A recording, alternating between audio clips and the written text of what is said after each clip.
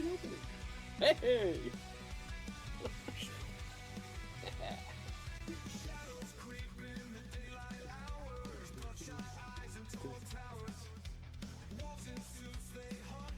The suspense is killing me. Are we supposed to be quiet? Yeah. Hello and welcome to Fear the Living. But here's something really funny. I think you all might react every time I say welcome to Fear the Living. Like there's this deliberate pause. I'm trying not to say believe this. That's my other pod. It's just me being slow. Welcome to the show. Our guest today, Kenny Biddle, skeptic extraordinaire. We are missing Kristen today. She's out on a personal patronage through the Appalachian Mountains with silent monks to discover herself. Hopefully she'll be back safe soon. Today we're going to talk about the Ouija Brothers video. We'll talk to Kenny about skepticism. And we're going to talk about Stevi's video, Demons in the Courtroom. And I want y'all to notice I put that thumbnail. I put the thumbnail out there. Stevie didn't, because I make fun of people when they prop themselves up as like being great on their own video that they edited and then they created. But Stevie had nothing to do with this, and it's not really about how much of a better job she did or how great she is. It's about integrity in journalism, basically, and how we're not even journalists and we have more integrity. We'll get into that, and maybe we'll actually get the Conjuring House this week. Maybe. Kenny, welcome to the show, sir. How are you? Thank you for having me. Good. I'm surprised you'd come on because basically the most recent things I've said about Kenny are things like, I just seen his first show. I already like him. I've only seen a couple. You're like, yeah, I'll come on. I'm slow, Kenny. I mean, it's why not? You know, like if somebody asked me to come on and talk about stuff. I'm game. Why wouldn't I? Sometimes a host asks me to come on, and I'm like, I don't got a topic. But we'll figure it out. I got plenty of time. Yeah. I think every time I've been on Taryn's show, it's like, hey, can you come on? Sure. What do you want to talk about? Oh, no. Whatever. We wind up having good conversations, though. So. Yeah, we always go over, way over time. And it's nice. So, yeah, I don't mind. I love talking about this. This is my life. This is what I do for a living. So. And I love it. Have you seen any Fear the Living yet? There's less of us than there is of Kenny Biddle show. I have. Excellent. I watched your episode on debunkers. Beautiful. And I was like, are they gonna say my name? I want to hear what they have to say. I think you said nice things. I was very polite and brought up the fear then as well. I listened to it. I actually commented on the video itself. Oh, you did? Yeah, I put on some comments, but that was today. That was this morning that I did that. So okay. So let me ask you: were you on edge a little bit when I talked about how much skeptics made me angry when I was younger? No, I mean it's you got to, if you're going to be a skeptical person or in this community, you definitely have to have thick skin. I mean, everybody needs thick skin. You can't take things personally. You can't, go crying to your mommy every time somebody says something bad about you. You got to be able to take it. And I mean, are you kidding me? Your supporters, right? The what? Send your supporters there. I don't do that. I definitely do not do that. I mean, I think that's just being. That's showing how much of a coward somebody is. If you have to send your viewers over to attack someone, that just shows that you have no integrity, you have no honor, you have nothing. You don't have an argument because you need these other people to do your battle for you. And I think it's ridiculous. I mean, the name of my original YouTube channel is my name. My show, everything that I do, my logo and brand is all I am Kenny Biddle. That's me. So that you know who you're talking to. It's not some bot. It's not administration. It's not a whole bunch of people hiding behind Facebook names. You know exactly who you're talking to. And that's how I feel about this. Would you say not saying don't go after people is almost the same as saying go after people? No. I mean, if you, because they're going to do it anyway. You know, like Right. we've seen this in the whole YouTube debunking and ghost hunting community where people are like, don't go over there or go over there. Some people send them, some people don't. And I think it's at least better because you know they're going to go anyway. People are going to watch it and think, oh, you're making fun of someone that I look up to. I'm going to go say something. So I think it's responsible on the content creator. I think it's their responsibility to say something like that. And say, look, you know, I'm just doing this video. This is my opinion. Don't go over there and start shit. I mean, are we allowed to curse on here? Yeah, you can say what you want. But yeah, don't start shit on someone else's channel because that just makes everyone look bad. You know, like if you have a point, if you have a point to make, then make it. You know, you can use your big boy words and actually make a point without being an asshole to someone else. Amen. You can just say it. And that's what I try to do. I try to go over to different channels I'll watch it. I'll watch the video because even though I get along with a lot of people, and like Taryn, I've known Taryn for years now. Stevie, I've known you for a little bit now. But I will still verify the information myself. Because I want to make sure, you know, because maybe somebody made a mistake and I want to be sure before I open my mouth, because I've been there, you know, you want to make sure that you don't say something stupid Or wrong. or wrong or just out of line.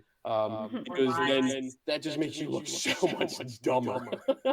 Yeah. And I really don't want to be there. And I also feel the guilt that if I say something that's out of line, and all it took was for me to watch a video for 5 minutes, but I spoke up anyway and reacted out of emotion, and I said something out of context or out of I cross a line, then I feel bad. I feel terrible because I just said something mean and tried to accuse someone of something they didn't do. And I refuse to do that. So it also would hinder your integrity. Yes. If you say anything that's inaccurate or you know anything that can be proven to be not true or true, and you know what I mean, like it definitely compromises absolutely, and your credibility. Yeah.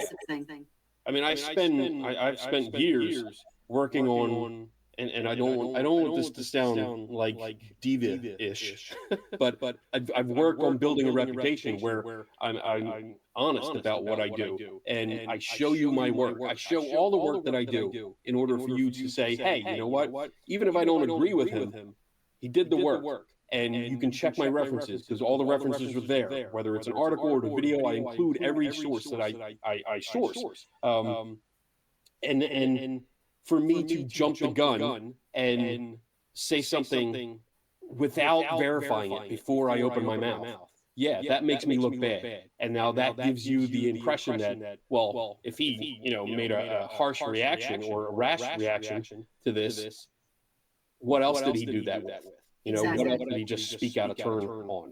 I just lost cameras. Okay, so what I was saying was Kenny was talking about how sources and stuff are important to him, how he makes sure he has all his stuff all in line and everything lines up and all of that as far as like sources and receipts and whatever. And I told him that when I started my podcast, one of my biggest anxieties was that I needed to make sure I got all my sources, that they were correct, that they lined up with what I said, that they couldn't be like found out that it was, you know, not a legit source or anything like that. I was so stressed about that. And I told him how that it took me back to high school because they pushed it on you so much in high school that you cite your sources for your papers. So that's where it took me immediately. Yeah. I mean, I'm the same way. I mean, even now I'm the same way because I get done an article or a video and I have to go through it again and again. And before I send it, and I mean, I have an editor that goes through everything. Well, at least for the articles, they go through it, but I have to make sure because he likes to give me shit when I do stuff wrong. So I have to make sure. You're still accountable for your words, right? Oh, yeah. They're still, and I mean, I also go through an organization. So when I do publish, it's not just me, it's my boss has the final word on if my piece is good, if he'll post it or not. And when it comes to videos, my boss is the only one that watches it and decides whether it's okay. And quite a few times it's got to go through legal because they got to make sure, like, because I mention people by name and certain sources that I use, which is fine. I don't mind, but that makes me like double, triple check everything because I want to make sure. And again, I don't want somebody else to find it. I want to make sure if there's a mistake that I have it beforehand. And it's not anything about like ego or anything. It's just because I want to make sure that I'm presenting something good and solid that people can trust. And I don't want to put out crap. Hashtag Kenny the Diva. Wouldn't be No, the I first get time that for somebody sure. called me that. I don't want to put out mistakes because I fear that even if I correct a mistake, that because it's out there already as a mistake, someone will hear that mistake and then not see the correction, and then they have misinformation now. Right. And if anything, like if you're writing about specific people, then you definitely want to make sure that everything's good. You're dot your I's, cross your T's, everything. And even if it's wrong, I mean, you got legal consequences that can come from it, but just the embarrassment of accusing someone of, again, something they didn't do. I don't want to do that. And that's a hard, I have an anxiety right now because I'm thinking about, like, I don't want that to happen to somebody. Yeah. I wouldn't want it to happen to me. And it turns into a witch hunt when it happens too. Yeah. I was lucky enough to work kind of with Kenny. Kenny did all, because you have access to a lot of stuff. But when I had this guy on my show that I didn't research very, and now thinking and looking back, I'm like, a lot of the things he said on my show, he never told me. So I was kind of like, I think that's what the red flag was to me, because it was like, he started talking about Ted Bundy and saying all kinds of stuff. And I was like, whoa. So I went to Kenny. I said, something just ain't sitting right with me. I was like, and this guy's going on like hundreds of podcasts, and he's like kind of putting himself out there to go into people's homes, and he's giving his cell phone number and telling parents to reach out to him, and he, all kinds of stuff. So I asked Kenny, I was like, can you help me a little bit on this? But Kenny did do all the work. But I mean, like, I helped where I could help, but he has access to things because of his company that I don't have access to. But that took a long time to do. You know what I mean? And even though, like, a lot of the things that are obvious, you know what I mean? Like, Kenny still took his time to make sure. I mean, like, every source and every information that came through, it was like, so that took a while to do, but the article was excellent. And we literally exposed this guy. Or yeah. I mean, you have, when people are doing a podcast, and I do a podcast, I mean, I've done several over the years, you don't always check the guests. And I find that's a common routine. I learned a lesson from that. Yeah, they see reputation, or they've seen them on other podcasts, and it's like, oh, I want that guy too, or that person.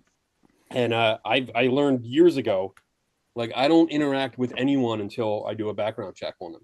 So if they reach out to me, and especially the ones that come to me and say, well, and he did. They should be a guest. Yes, yeah. He did come to me. Well, they say, oh, I should be a guest on your show. You should have me on. That's a red flag right there. I agree. But I mean, regardless, if I see somebody on a different show, because I've done that a bunch of times, I've seen other podcasts, and I'm like, that person is interesting. I'd like to talk to them. I'll still do a background check just to make sure. And for that guy, I don't know if we want to name names, but I don't care. But there was an issue with him, and you picked up on something which was good, and the more we dug into it, the more we found, like, this guy is potentially dangerous, and he's mooching off of people without any actual credentials, because he said he had, like, certain credentials, and he was licensed in several states. And he worked with the police. No, he wasn't. He wasn't licensed to practice anything, much less like psychological practices or anything like that.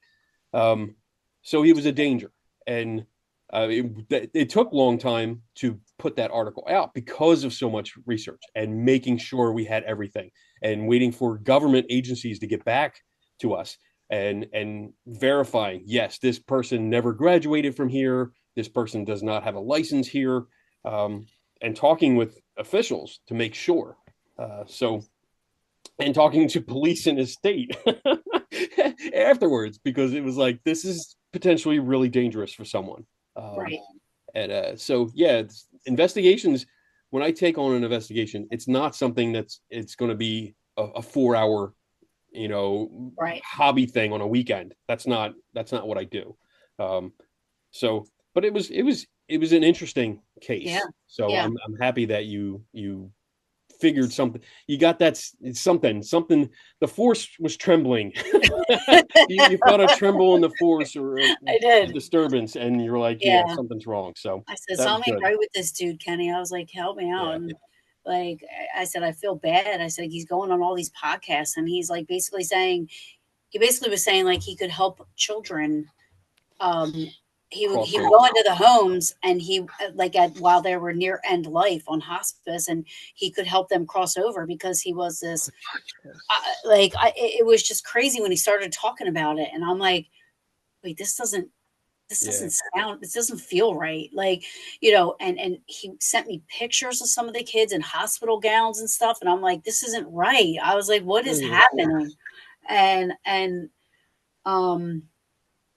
I don't know. And then he started to go on and say some ridiculous shit.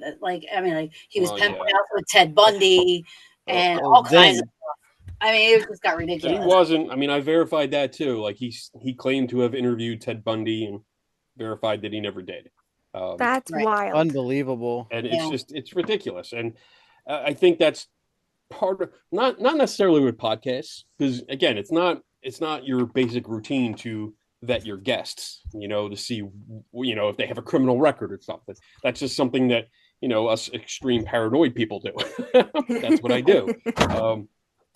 But getting into it and just seeing how he was on so many other podcasts, and they never knew. They didn't know anything. And he hasn't been heard from since. I heard once, like 6 months after we published, that a guy reached out and said, I found your article. This guy is staying with my parents. Like, he's staying in the house. That's what he was doing. Is this all real and Holy everything? crap. And I said, yeah, this is very real. And you should really advise your parents to kick him out, because he does not need to be there. Right. Which he did. Wow. Which is good. That's what he was doing. He was using like the paranormal platform to, like, first of all, he was a career fraud, and that there's legal documentation of that, and police records that are public, but there's record of it.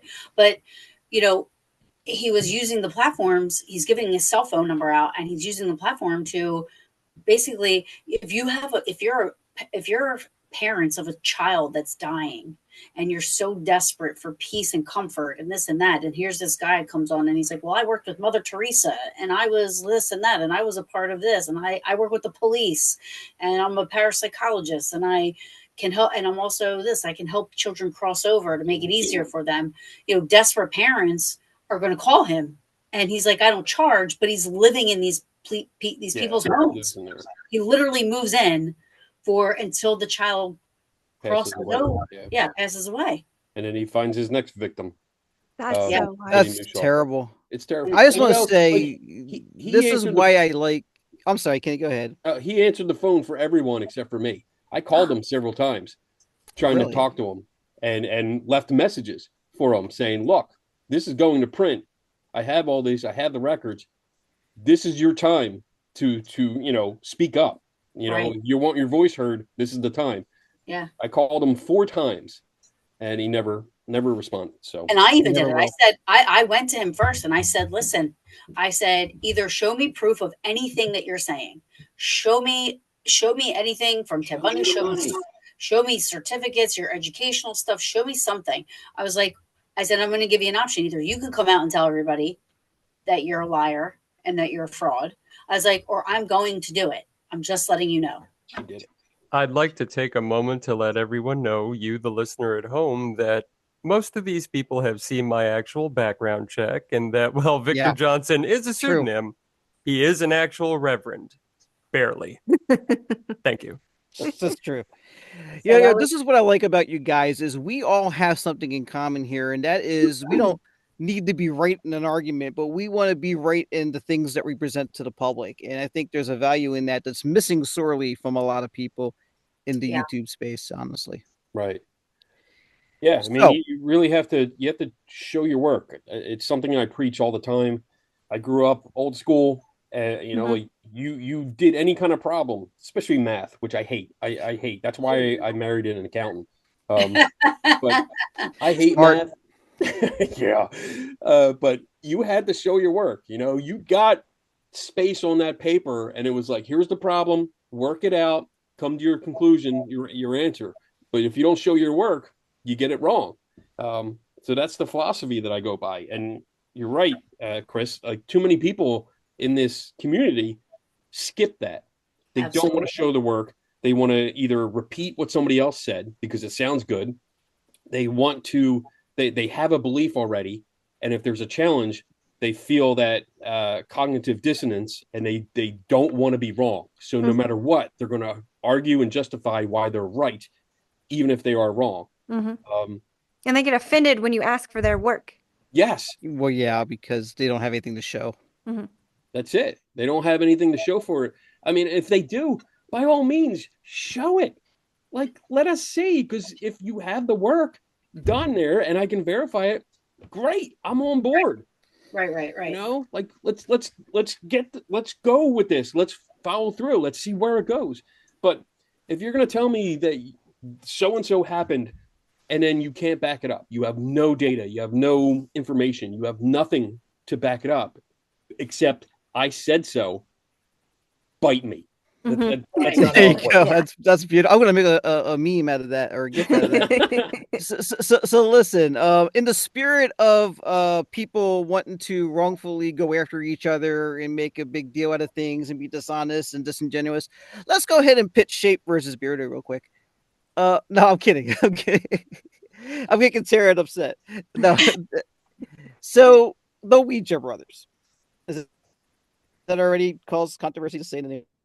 The Ouija Brothers went to where to go? 30th Drive, did a live video there, and the Pram, the baby doll stroller, went down the steps on its own seemingly.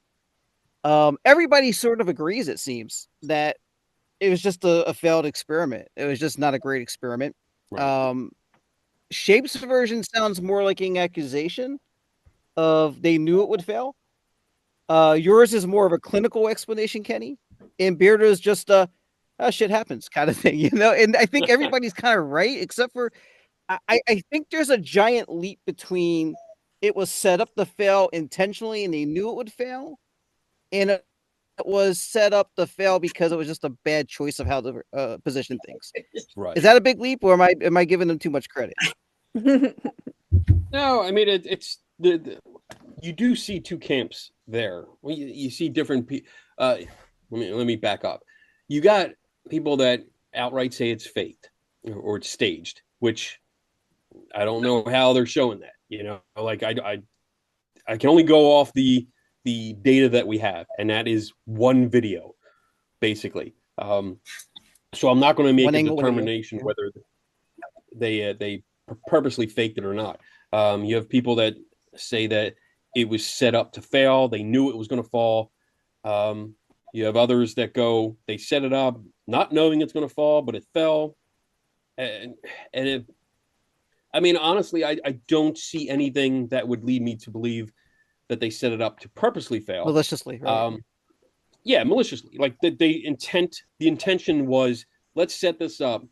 We know it's going to fail later, and let's just leave and let it happen. Hopefully it'll happen when we're gone. That way, you know, it looks even better. I don't see anything that would lead me to that conclusion. I think, as I said in the short video that I did, because I mean, the short video I did was just raw. I turned the camera on and just started talking. Which, I thought it was the best take. I mean, you can tell I can talk a lot. I tend to talk. No, I told him. Yeah.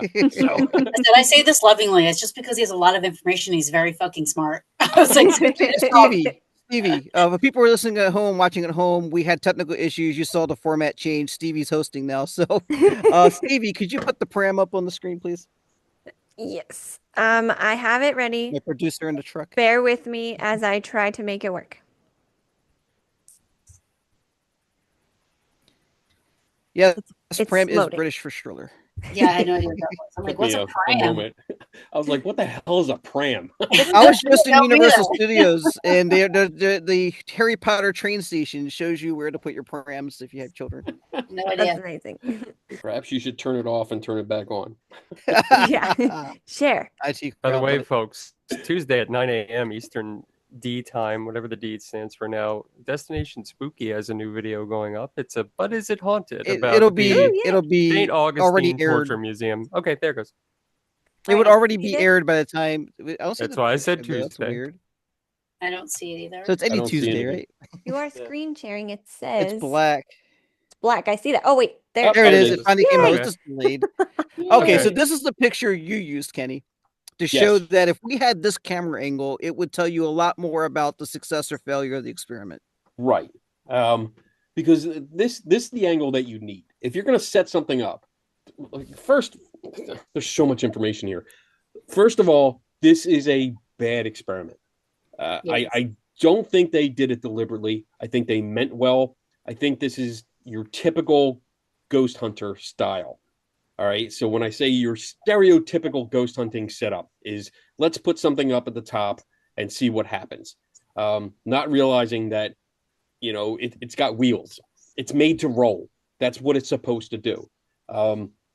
If you put it right on the edge, you can see that there's a bump on the front of the stair, on the front of the step there, and it's over the bump. So it's already set up to fail. I think that's intentional, that part, because they want to make sure it goes over if it goes. Because maybe the ghost isn't strong enough. It's strong enough to wing marbles and slam doors, but it's not strong enough but at to the same time, push a you're baby always stroller setting over it a up hump. with vibration to fall. Yeah, it looks like a giant mag light trick, if you know what the mag light trick is. That's all this reads to me. Yes. For those that I'm going to try and be nice here, but for those that claim like this is set up to make it easier for the ghost, bullshit. That's not how this works. That's not how you do science. This is an anomaly experiment. This is creating an anomaly. This is how you make things happen. And unfortunately, there's a lot of ignorance within the community because as Victor just said, like with the flashlight trick, that is complete ignorance that when people use that, because there is a solution. We know exactly the science behind why that happens, and yet some people still use it. They willfully ignore the science in order to have that confirm their belief.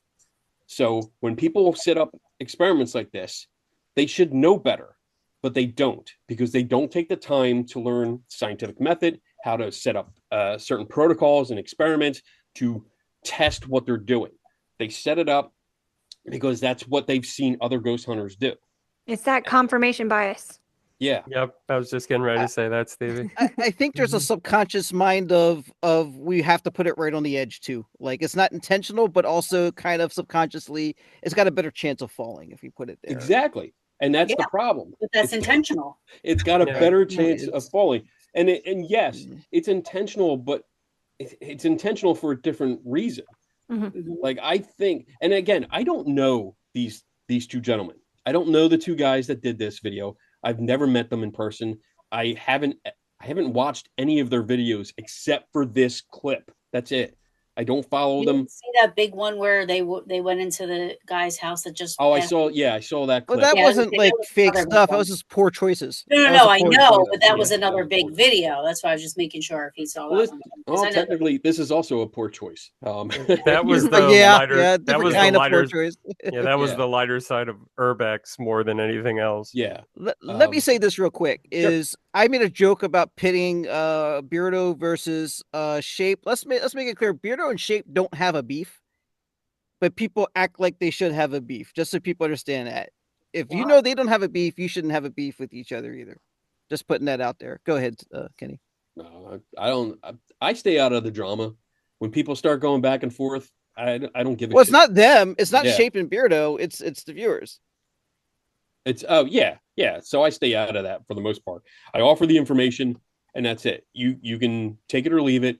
If you choose to take it, hopefully you'll learn something from it. If you choose to leave it, well, then have fun in your ignorance. Yeah. That's all I gotta say.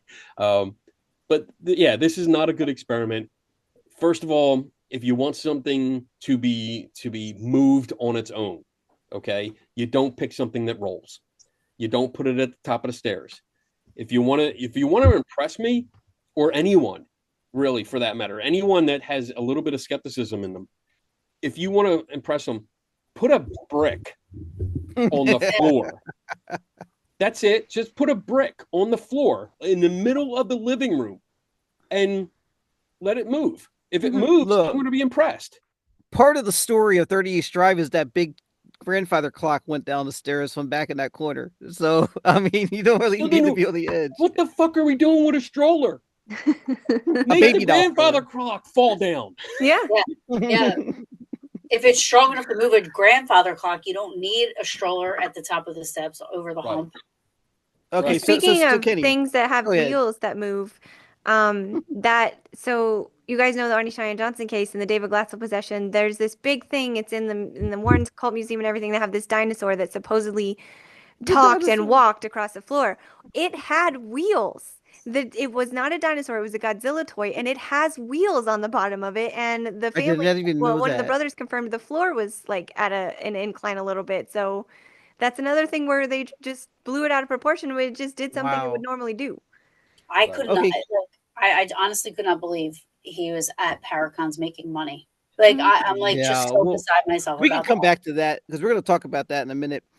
Kenny, real quick. Yes, Fear the Living goes to 30 East Drive. We set up this experiment. We put the stroller farther back. We get this camera angle, and the stroller rolls down the stairs. How do we collect our $500,000? I think that's for psychic mediums, right? Well, that specifically? 500,000 is for superpowers, not for a stroller going over the stairs. Not proving that there's a ghost there. Okay. That doesn't prove that there's a ghost under there. Not at all. Not by a long shot. Because there's so many things. I mean, if you wanted to recreate this, it's very easy. You can use threaded fishing line or something called magician's thread, which I could do from behind the camera where they had it set up on the camera if I wanted to fake it. And again, I'm not saying that happened. Yeah, they did not. I don't think they did that at all. But if I wanted to, I could stand behind the camera and literally I could have the magician's line right next to the lens of that camera, and I could still pull it, and you would never see it. You just wouldn't. And this is something that's commercially available. I mean, you can get it online from Amazon, and I've used it plenty of times. Great. Now Kenny just gave all of the fake YouTubers. Oh, they already know. You can take the pram down. They don't do this shit anyway. But I mean, yeah, with this, I would say, first of all, if you're going to this location, and that's something I've told like Beardo. I've talked to Beardo, and we've talked about like setting this up and stuff. And I said, don't use, if you really want to use this pram because that's what everyone does, then put it all the way back. Put it up against the clock that's in the corner. And if you're going to put it on the edge like this to recreate it, because granted, sometimes to replicate what's going on, to understand what had happened, especially in this video, set it up the way they did. Set it up like you see it here. But put a camera right on the step with this view, looking straight, like the center of your view should be that bolt in the middle of the wheel. And set it up so that the entire wheel takes up the entire screen. So you have a little bit of footage, little bit on the top and bottom, but most of the wheel takes up the screen. Leave it there. Let it go all night. And then if it does fall, the first thing you want to do is put that footage into your editing software and speed it up. You want to go from start to finish, speed it up like 10 times. And I guarantee you will see micro movements. You will see that wheel start creeping. A slide. Until it falls. Yeah. Wait, you speed it up, not slow it down? No, you want to speed it up because the motions are already slow. You can have something like this. Like I did it in the video that I presented.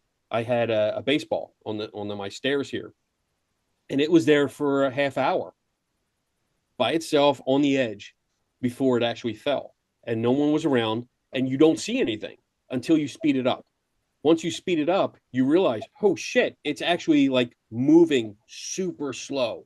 Even at 10 times speed, it's still moving very slow, but you can see it then. And then the one thing you can do is from right before it falls to the beginning, all you have to do is jump in that timeline.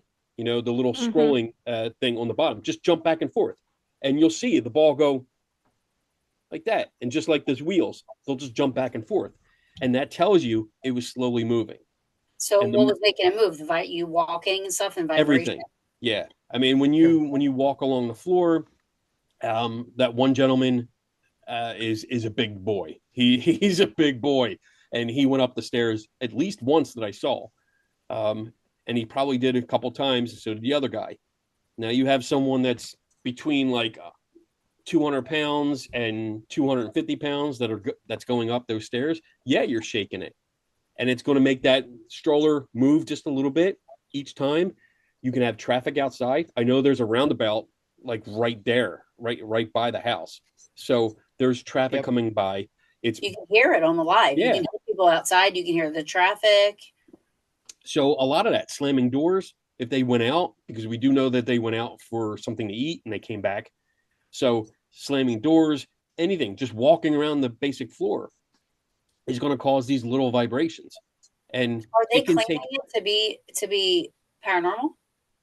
I'm sorry, say that again. Are they themselves claiming it to be paranormal? I don't think so. Oh, okay. So I don't think so. I think they just posted it and said, this happened. I haven't personally heard them say this is something paranormal, this is a ghost or anything. I don't think they're saying that at all. I think they just posted it because they were excited about it.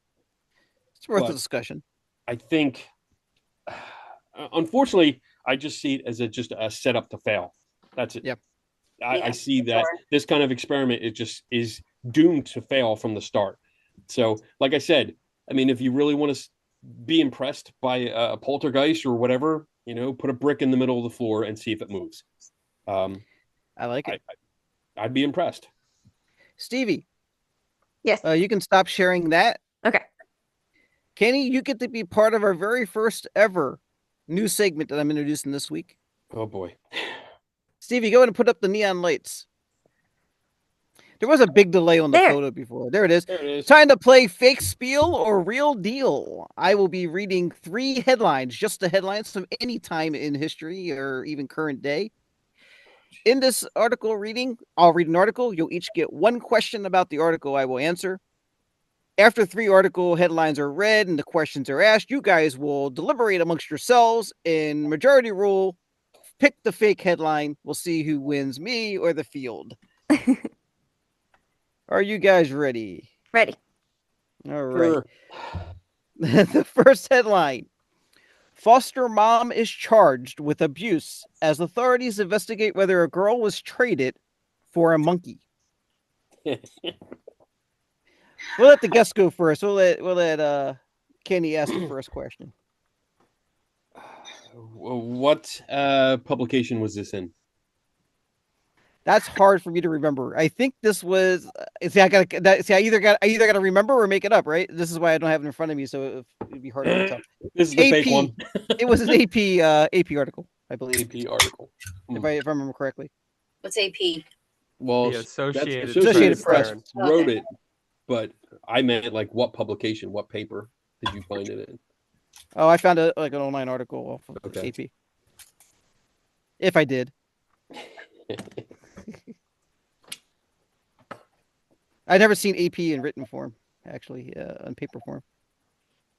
Victor, got a question? What country was it in? What country was it in? That's a great question. I may have to refer to the fake article. I believe it was in this country, the United States of America. Okay. Was there a picture associated with it, or was it just like a blurb? I do not recall a picture being associated with it at all. Stevie, you get last question. Do what? You get the last question. Oh, the last question. Is it in the state of Florida? I do not believe it is, no. Sorry, I couldn't help So myself. now we're going to move on to the second question. Paranormal enthusiast Ed Warren helps deliver baby at Hartford Union Station. Stevie, you're the Warren expert. You get to go first. I feel like Stevie's going to know this. Oh my goodness. Maybe. It totally depends on the year, I guess. I'm only up to 1973 as far as the newspaper articles go. Should I give you the year? Oh well. Okay. Your questions. If that's the question, yeah. Yeah, what year? 76. Okay, I wouldn't know that. I'm not that far yet. How would you? Taryn, got a question for me? Whose baby was it? A woman who was pregnant gave birth at the train station. Tell me who it is. Ed Warren helped deliver it. I don't know the name of the lady. And I don't want to look through the article. Which newspaper did this appear in? This one was Hartford Chronicle, 1976. Kenny, you got last question on this one. What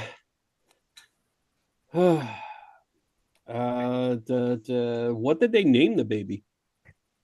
This is not stated in the article. Maybe they wrote articles different back then, because I know sometimes they come up with some silly, like, oh, baby Sally born in the hands of, Ed Warren or whatever. But that's not how this one was written. Okay. All right. So the third headline: TikToker gets almost 3 years in prison for telling picture of Jesus that he needs a haircut. I don't know where to start with that. Yeah. Oh my goodness. He was talking to a picture and said that? Yeah, so he's on TikTok. The way I get it from the headline is he's on TikTok with a picture of Jesus going, you need a haircut, dude. It's a girl that said it, actually. It's a female. I gave you a freebie there. Jesus. To Jesus. Okay. Can that not be my question? I'll give you a pass since I was all clumsy with it anyway. Wait. What? You want me to read it again? No. Like I got it. Okay. I'm absorbing it. It's a lot to absorb. Yes. What did they charge her with? Blasphemy. What country was this in? I was gonna say that was gonna be my question. Indonesia. Oh wow. We got two. I'm just gonna go right ahead and say that's the real one. The other two are fake. But there's only one fake one. Oh, there's only one fake one? Oh, shit. Yeah, I'm struggling because I know that the newspaper gets wild. From what I've been reading, it gets wild. Any of those. Kenny and Taryn have a question each. Was this a tabloid? No, this was also on AP. Okay. What year was this? It's this year. This year. Yeah, it's a new story. Yeah, it's going to be within the last 4 or 5 years. I mean, all right. So what you guys want to do is, Stevie, if you want to take down the fake Spiel or real deal lights and put up the articles so you guys can remember the headlines and look over them as you deliberate. I didn't put a time frame on this. Yeah. I got a message from Kristen who was in the room when I shared the file with you. She said she hopes the monkeys is something. She said something about the monkeys. I don't know. She's okay, here? Can you see him Why now? is she on?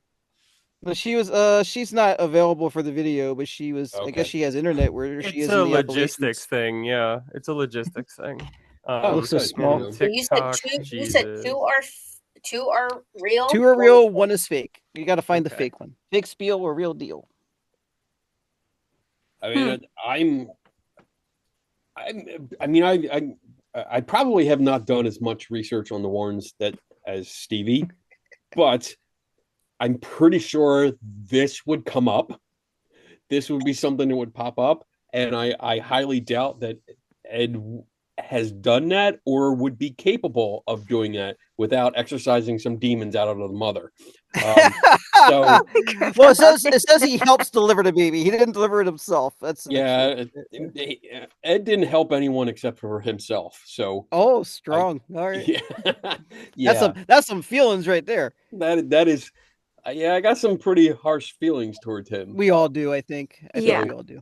I have to agree with the part of Kenny said. I mean, I agree with all of it, but specifically the part where you said if it had happened, it would be part of who he is and how we know him. Yeah, like it would be a story he told for years and years. Yeah. There's also that's the one with the most amount of detail in it. Very oddly, like this one has the most amount of detail versus we had to ask which country the TikToker was in. And we had to ask what they were charged with. We had to ask the newspapers for the other two. Like the second one, just a lot of details are in it, which is odd for this. So also, because I know this, this also could have just been a mistake. Chris may have remembered it wrong or said it wrong, but there is no Hartford Courier that I know of. It's the Hartford Courant. I didn't say Courier.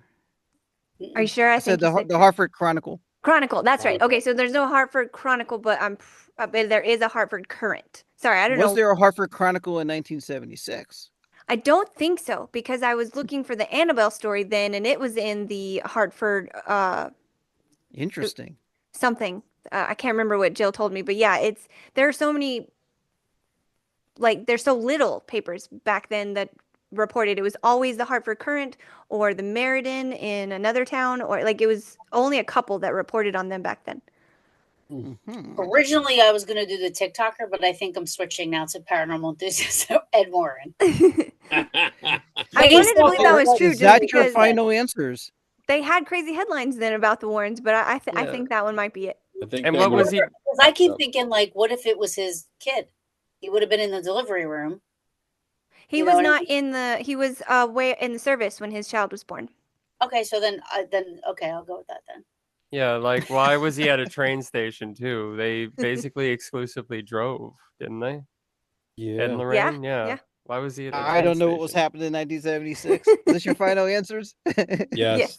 Yeah. Ed Warren I picked the wrong group to pull an Ed Warren headline on. You guys are right. Too many details, Chris. Too many details. You have a resident.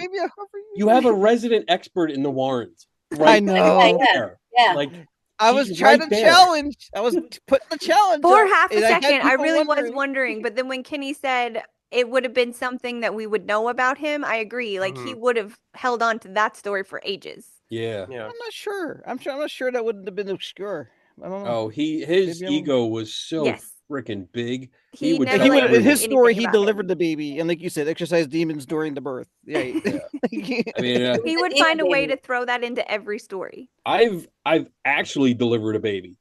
I have a stork pin because I worked in rescue, and you get a stork pin when you deliver, and I have one. That's awesome. And I delivered one, and I don't talk about it just because it was work.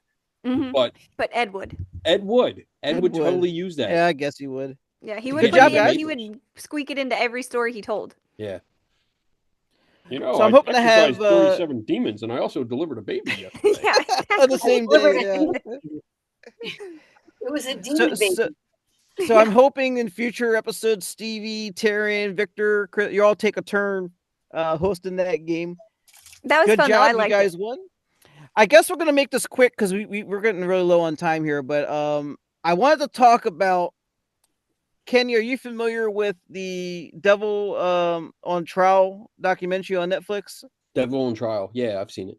Are you familiar with Stevi's Demons in the Courtroom video that recently came out? I didn't see it yet.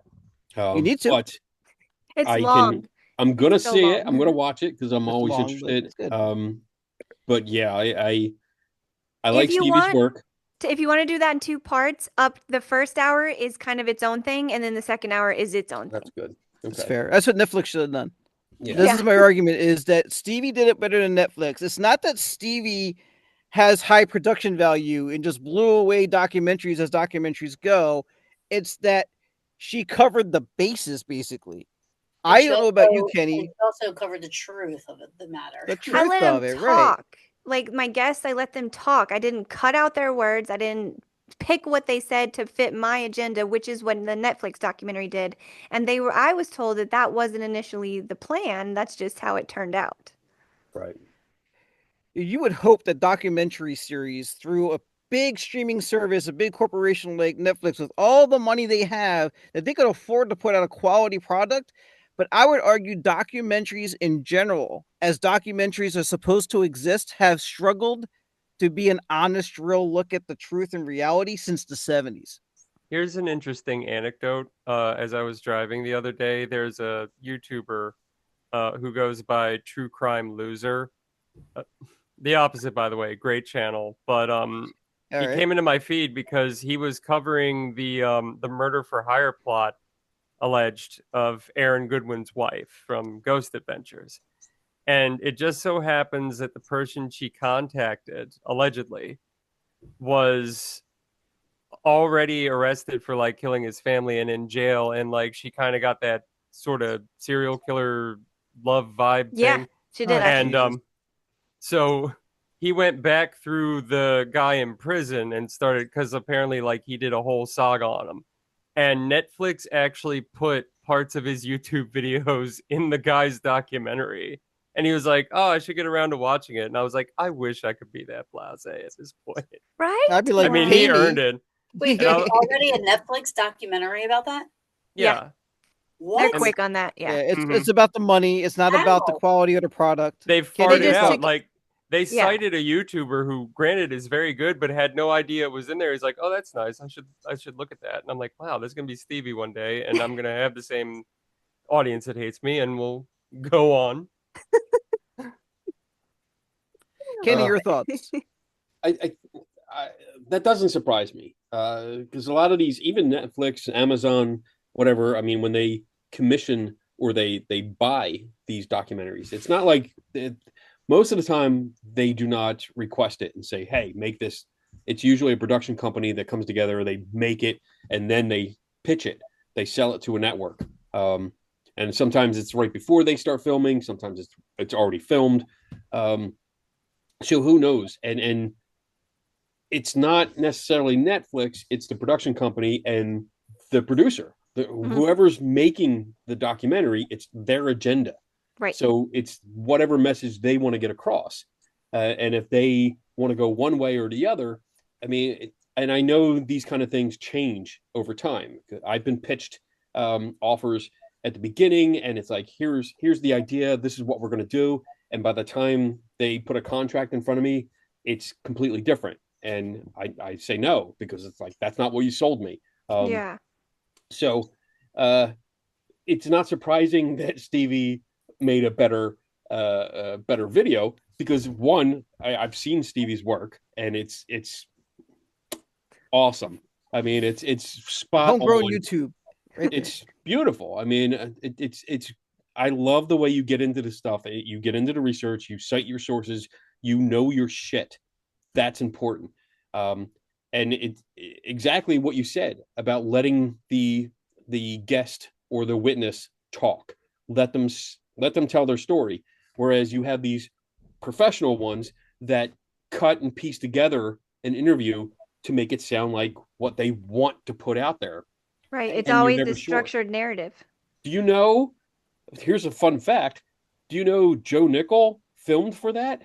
Really? No, He I was didn't know cut. that. He was completely cut out of it.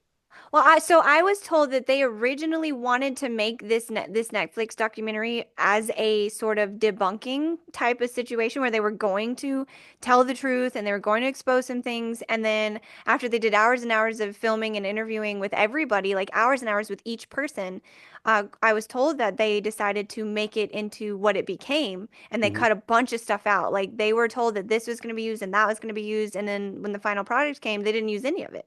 Right. Joe was told that he was cut from the film because it was too heavy of a debunking video. And that was it. Like, they didn't want to go that way. They wanted to balance it much more. There was no balance. It was zero I didn't think it was debunking. balanced at all. Yeah. Yeah. So again, that comes back to the production company and whoever is producing it and says, hey, I want this. And then they go to the editing room and it's whatever they feel like making the story. Yes, so whatever's going to make money. Documentaries aren't like I feel old. I'm gonna date myself, but documentaries aren't what they used to be. They used to be about the documents. Yeah, they used to be information. They used to be solid information based somewhat on journalism. Like there was journalistic integrity with it because they presented you with the facts and the documents. Now, because anyone can make a documentary, I mean, even Zach Baggins, sorry, can make documentaries. You can do whatever you want.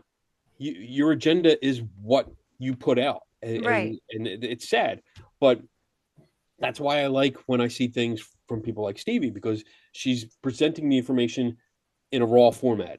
This is the guest, this is the witness, this is the person that was involved with the family, this is their story coming directly from them. I'll give a personal example. I did a video on the Monroe house, which was, I stayed there for 2 nights investigating this demon house, which wasn't haunted at all. But there's a big story about finding human remains in the basement and thinking that there's human remains out in the backyard. And they brought in a ground penetrating radar technician to look. And he found something, and the show made it out to be much bigger than it really was. However, like I did this segment, I filmed a segment about it, talking about a phone call with this technician. And then I was like, no, I can't. I don't want people hearing it from me. So I called the technician, Bob, and said, hey, would you be willing to come on? And it took some convincing because he's an older gentleman. He wasn't sure about doing this. So I sent him all the examples and everything, and he finally agreed to come on. And I think it has much more impact because you're letting them talk about their experience in their own words. And I think that makes for more gripping footage and more entertaining because you're getting real life stories, not polished turds. I agree. Love it. Yeah. Yeah. And I love that video, by the way. Hence the 4 episodes of Mendacity. I've always been the type, it was really hard for me to put that episode out because I had hours of interviews and I had to put that all in one episode. And so that's why it ended up being almost 2 hours because I took an hour from each and kind of shoved it in where I could, where it made sense and where it fit and where it didn't change what they said. I wanted to be so authentic. Really meticulous about not changing what they were trying to say. I didn't want to add or remove anything that would make their story unclear. Right. Something the viewers need to understand is when you see these documentaries or docuseries or even the TV shows, it's editing. There's a lot of editing. It's heavily edited. And sometimes when they interview experts, the experts are interviewed for hours and they usually get a minute or 2 on screen. And that doesn't even mean that you have a interview in chronological order. Sometimes they take clips out from the end of the interview and put it in first. And it changes the context of their interview. I agree. I would highly recommend going on, I think it's on Amazon or Netflix. There's a documentary, we're talking about documentaries, by Brian Dunning, and it's called Science Friction. Not science fiction, but science friction, like rubbing. It's a good look at how science communicators are misrepresented in the media. And you get the science experts and the science communicators, they talk to them, interview them, and you get clips from the various TV shows that they were on, and you get to hear how they were taken out of context. Wow. And in one example, which is a great example, my editor, Ben Rafford, he was allowed to record the interview, and they play both segments, what was aired and what he recorded, and you hear how it was taken out of context. Wow, yeah. So always remember that when you're watching these shows. And that's why I say, like, you can watch these shows for reference, for a starting point, but verify the information yourself. Yes. Excellent. That goes for everything in life, basically. Everything. Any information you're taking in. I want to say we talked earlier about Paranormal Brew. If you guys haven't been watching Paranormal Brew, it's been fire the last few weeks. Same thing with Destination Spooky with Victor, the Reverend. No, I've only put out like 2 things, but thank you. But they were fire. Yes. Thank you. I agree. I love it. Kenny's been fire. New kids with your fire. Why isn't I'm it just cool trying to be cool anymore? I'm just trying to relate to the kids. That's all. I thought I'm you were old saying too, Kenny. New kids on the block. I was like, still about new Oh kids? my god. The right stuff. Oh wow. Oh wow. You're up here, you now. I love it. Welcome. As for the Conjuring House. Oh wait, no, we're out of time. We can't talk about it this week. I'm so sorry, really? guys. Hopefully next week we'll hit the Conjuring House. We've been I trying. don't have since we anywhere to started. go. But everybody else does. Bullshit, man. Take one for the team. Pay your Like I got employees, things to folks. say. Pay your employees. That's all I've ever said is pay your employees. I didn't expect to get called out and on the spot on that one. I was like, I got a running gag here, Kenny. Come on, man. You gotta work with me here. Do you not know who I am? I call everyone out. Yeah. You ask my He is wife. the obnoxious skeptic. Ask my wife. We'll be watching TV on the couch, and she'll say, "Oh yeah, they say so and so," and I'm like, "Yeah, who's they?" Who's they? Them. They. My Those. mom used to say that all the time. Shut up. I'm like, who's they? My boyfriend says that to me. Where'd you get that information? What's that? Well, they told Cite you. your They source. say it. Yeah. You know, they It's all say. the I'm like, rage, guys. "Hey." Well, Kenny, thank you so much for coming on. I wish we had more time. I just know that there's a lot going on in people's lives tonight, and we gotta wind this down. Thank But you, we could Kenny. talk to you for hours. I'd like to have you back sometime when we're not going to have technical difficulties. Sure, absolutely. It won't matter if you're. Thanks, Kenny. Whatever. You're welcome. Watch Kenny. Look forward. I'll put links below for everybody's videos, including Kenny's. There you go. Well, Kenny also until has a next show time. called Four Tortured Souls. More tortured souls. 4 Tortured Souls, yeah. For like 3.5. Explain that to me. All right, it's 3 Tortured Souls, but I'm the +1. Yeah. Yeah. I The feel unnamed like I'm guest. not in on the joke. I do another live stream once a month called 3 Tortured Souls. And Oh my God. it's basically I did me that and like 2 years 2 other ago. guys. We talk about topics that just torture the shit out of us for having to research. I am And then- so sorry for not knowing that. Well, it's all right. No big deal. But once in a while, Taryn comes on or stops in, and she keeps claiming that she's the Number 4th 4. tortured And not just me, soul. but the viewer. There's some viewers that call Nobody me number says it. 4 now. Nobody says it. And Tim Nobody. and Dave both Just call me you. number 4. Just you. You called me number 4 in the beginning of the show. Just you. I love it. And whenever Anybody they else have call my anything they show, want to I say hit? 4 Tortured Souls. Anybody else have anything you want to hit before we go? Do you guys not Conjuring House though? We don't have time for that. No, I Nope. got No. nothing. All right. All right. Well, until Conjuring next House. time. Conjuring House. Oh wait. Bullshit. Sorry. End credits. All right, everybody. Until next time. See you next Tuesday. See you next See you Tuesday. next Next Tuesday. Tuesday. Oh my God! Did you seriously say that?